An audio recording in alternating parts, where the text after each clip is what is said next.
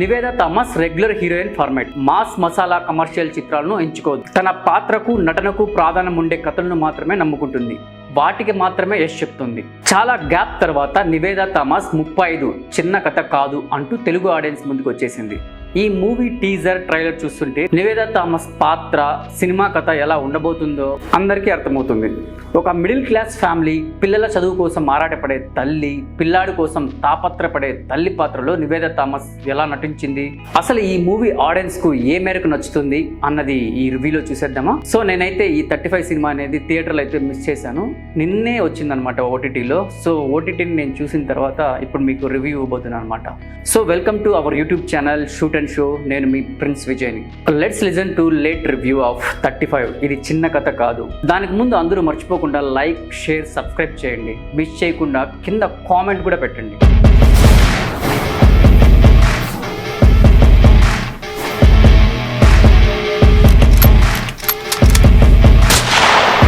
ఇక కథ విషయానికి వస్తే, తిరుపతిలో సరస్వతి అంటే మన హీరోయిన్ నివేదా థామస్, ప్రసాద్ అంటే హీరో గారు అనమాట, విశ్వదేవ్ వాళ్ళది ఒక చిన్న సంసారం. వాళ్ళకి 2 కొడుకులు, అరుణ్, వరుణ్. వాళ్ళైతే రెగ్యులర్ గా అయితే స్కూల్ కి అయితే వెళ్తుంటారు. ఇందులో పెద్ద కొడుకు అరుణ్ కాస్త భిన్నంగా ఉంటాడు. అందరూ వెళ్లే దారిలో గుడ్డిగా వెళ్ళడు.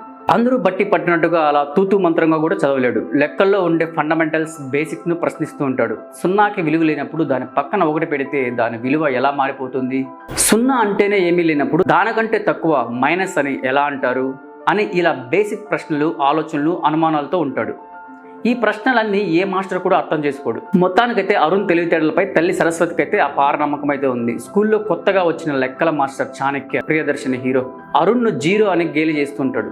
జీరో అని పిలవడం మొదలు పెడతాడు. చాణక్య రాకతో అరుణ్ జీవితంలో వచ్చిన మార్పులు ఏంటి, అసలు ఈ అరుణ్ ఎదుర్కొన్న సమస్యలేంటి, అరుణ్ స్కూల్ నుంచి ఎందుకు సస్పెండ్ చేశారు, అరుణ్ కు లెక్కల్లో ఉండే ఆ ప్రశ్నలు, అనుమానాలని తల్లి ఎలా సాల్వ్ చేసింది, కనీసం 35 మార్కులు తెచ్చుకోవడానికి ఎలా ప్రిపేర్ చేయించింది, చివరకు అరుణ్ ఏం చేశాడు అన్నదే ఈ కథ. 35 చిన్న కథ కాదు. నిజంగానే ఇది చిన్న కథ అయితే కాదు. చెప్పడానికి, చూడడానికి చాలా చిన్నగా, సింపుల్ గా అనిపించవచ్చు, కానీ చాలా లోతుగా ఉంటుంది. మామూలుగానే పిల్లలు వేసే ప్రశ్నలకు పెద్దలు సమాధానం చెప్పలేరు. వారి ప్రశ్నలు చాలా సింపుల్ గా, మూలాలకు దగ్గరగా, బేసిక్స్ ను ప్రశ్నించేలా ఉంటాయి. అయితే పిల్లల ప్రశ్నలకు చిరాకు పడకుండా వాళ్ళకి ఏదో ఒక సమాధానం చెప్తూ ఉంటేనే వాళ్ళు అలా ప్రశ్నలు అడుగుతూ ఉంటారు, నేర్చుకుంటూ ఉంటారు అని చాలా చక్కగా చూపించాడు దర్శకుడు.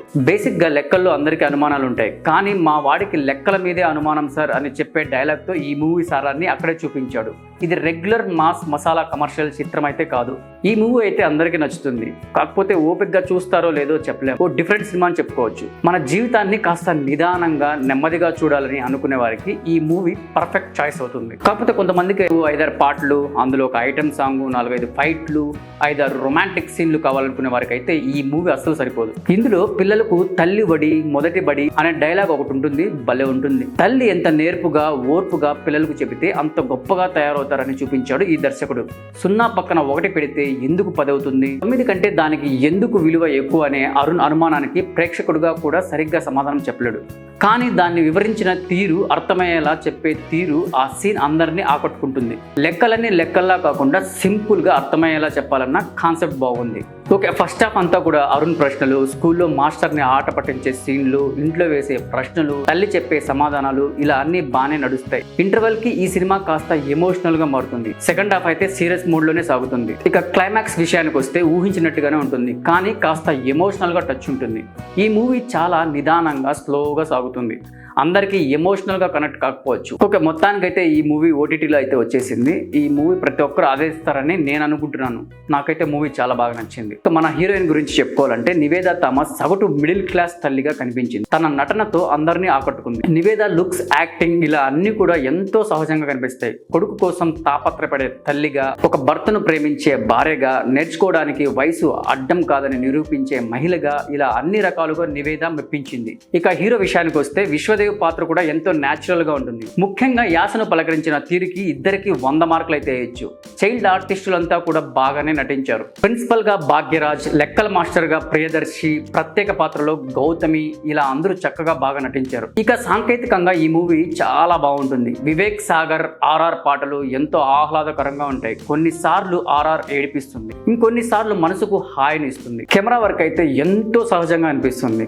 కొన్ని చోట్ల మాటలు ఉంటాయి, ఎంతో ఆలోచింపజేసేలా ఉంటాయి. నిర్మాణ విలువలు గొప్పగా ఉంటాయి. రానా మరోసారి తన టేస్ట్తో ఈ మూవీని చూపించాడు. మీకు ఈ రివ్యూ నచ్చినట్లయితే కింద కామెంట్ చేయండి. ఇంకొక రివ్యూలో కలుద్దాం. బాయ్.